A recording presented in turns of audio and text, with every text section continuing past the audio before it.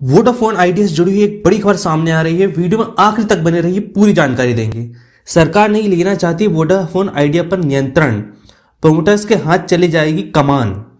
अब क्या है पूरी खबर, चलिए देखते हैं। मंगलवार को जहां सरकार की हिस्सेदारी के बाद कंपनी का शेयर 19% टूट गया था, वहीं आज ये शेयर करीब 10% चढ़ गया है। अभी कैसे चढ़ा देखते हैं। Telecom company Vodafone idea limited की तरफ से सरकार को दे बकाये पर ब्याज को इक्विटी में बदलने के लिए फैसले के अगले ही दिन कंपनी ने बुधवार को कहा कि सरकार इस दूरसंचार कंपनी का परिचालन अपने हाथों में नहीं लेना चाहती है। यह खबर बाजार में आते ही कंपनी का शेयर एक बार फिर चढ़ गया। मंगलवार को जहां सरकार की हिस्सेदारी के बाद कंपनी का शेयर 19% टूट गया था, वहीं आज ये करीब 10% चढ़ गया है। वीआई के प्रबंधक निदेशक और मुख्य कार्यकारी अधिकारी रविंद्र टक्कर ने बुधवार को एक ऑनलाइन ब्रीफिंग में संवाददाताओं से कहा कि सरकार के प्रबंधन अपने हाथों में लेने से इनकार के बीच वर्तमान प्रवर्तक कंपनी के परिचालन का प्रबंधन करने एवं उसे चलाने के लिए पूरी तरह से प्रतिबद्ध है।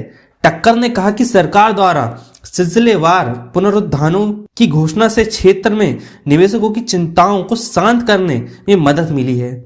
उन्होंने उम्मीद जताई है कि वोडाफोन आइडिया वित्त जुटाने की अपनी योजनाएं जारी रखेगी। कर्ज संकट का समाधान कर रही बीआईएल ने मंगलवार को सरकार को चुकाए जाने वाले करीब 16,000 करोड़ रुपए के ब्याज बकाया को इक्विटी में बदलने का फैसला किया था। अब यह कंपनी में सरकार की लगभग 35.8% हिस्सेदारी के बराबर होगा। अगर ऐसा हो जाता है तो सरकार कंपनी की सबसे बड़ी शेयर धारकों में से एक हो जाएगी, क्योंकि सरकार ने कहा था कि आप अगर ब्याज नहीं चुका सकते हैं तो कंपनी में कुछ प्रतिशत हिस्सेदारी दे दीजिए जो इक्विटी में बदल जाएगी। तो सरकार को यहाँ 35.8% हिस्सेदारी मिल रही है और सरकार सबसे बड़ी हिस्सेदार बन जाएगी, और जो सबसे बड़ा हिस्सेदार होता है वही मालिक होता है। पर यहाँ सरकार सिर्फ हिस्सेदारी बस लेने की बात कर रही है। कंपनी पर इस समय करीब 1.95 लाख करोड़ रुपए का कर्ज है। इस योजना के पूरी होने पर कंपनी में सरकार की हिस्सेदारी 35.8% के आसपास हो जाएगी, जबकि प्रवर्तकों की हिस्सेदारी करीब 28.5%, जिसे हम वोडाफोन आइडिया कहते हैं, और लगभग 17.8% आदित्य बिरला समूह की हिस्सेदारी हो जाएगी। टक्कर ने कहा कि बकाये पर ब्याज को इक्विटी में बदलने के विकल्प से संबंधित दूरसंचार विभाग के पत्र में ऐसी कोई शर्त शामिल नहीं है जिसमें निदेशक मंडल में सरकार को जगह देने की बात हो। उन्होंने कहा कि मौजूदा प्रवर्तक कंपनी का परिचालन का प्रबंधन संभालने के लिए पूरी तरह से प्रतिबद्ध है। उन्होंने कहा है कि सरकार के साथ हमारे पूरे संवाद का निचोड़ पैकेज के रूप में निकला है। अब क्या है ये पैकेज की घोषणा के बाद भी सरकार ने यह स्पष्ट किया है कि वह कंपनी का संचालन अपने हाथों में नहीं लेना चाहती है। कंपनी के परिचालन को अपने अधिकार में लेने की सरकार की कोई मंशा नहीं है। वह चाहती है कि बाजार में 3 निजी कंपनियां हों और सरकार एक अधिकार या केवल 2 कंपनियों का बाजार पर अधिकार नहीं चाहती है।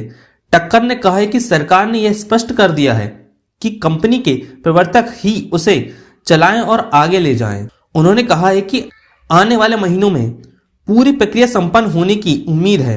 उन्होंने कहा है कि कंपनी की अधिकांश देनदारी सरकार के प्रति होने से कुछ ऋण को इक्विटी में परिवर्तन करना अपने ऋण बोझ को कम करने का एक अच्छा विकल्प है।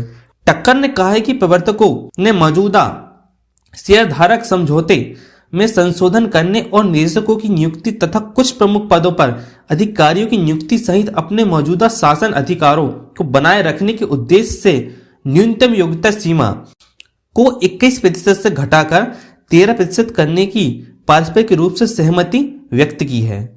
अब वित्त जुटाने की योजना के बारे में उन्होंने कहा है कि सरकार द्वारा पुनरुत्थान के लिए उठाए गए कदमों का निवेशकों तक सकारात्मक संकेत गया है और इससे कुछ चिंताओं और आशंकाओं को दूर करने में मदद मिलेगी। टक्कर ने कहा है कि यह प्रक्रिया वित्त जुटाने के लिहाजे से सकारात्मक है। निवेशकों ने भी अपनी प्रतिक्रिया में इसे सकारात्मक बताया है। यानी सरकार बड़ी हिस्सेदार रहेगी, लेकिन सरकार कंपनी नहीं चलाएगी। अगर आपको हमारा वीडियो पसंद आया है तो हमारा चैनल सब्सक्राइब कीजिए।